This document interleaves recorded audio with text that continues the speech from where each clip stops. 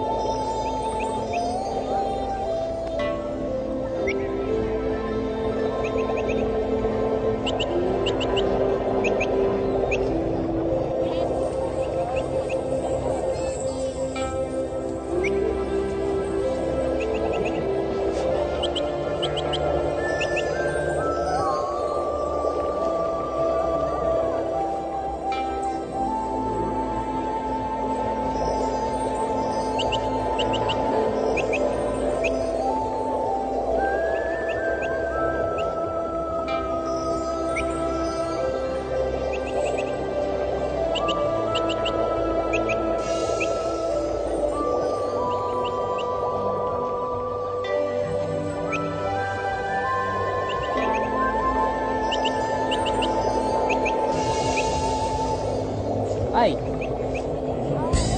đây tuần này à? Sáng cái nhá chúng nó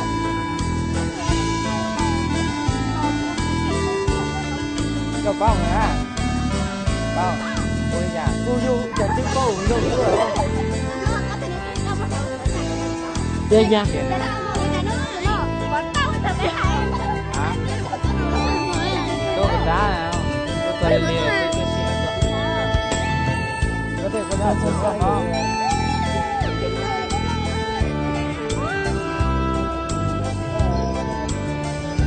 Để có hai rồi. Có thể để có yếu tí là đàn xa này. Cả một sao. À, cá tờ chia đi. Đâu cả cái nào? Ô, dặm tương là phở trứng cháy đúng không? Đấy giờ.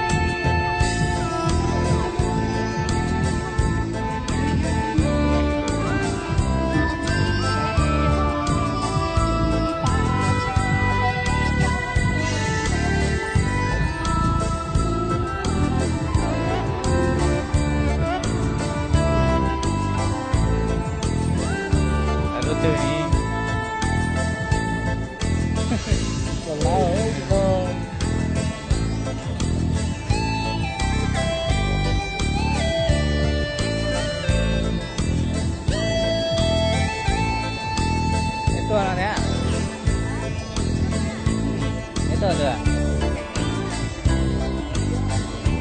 Có tôi cờ đúng không?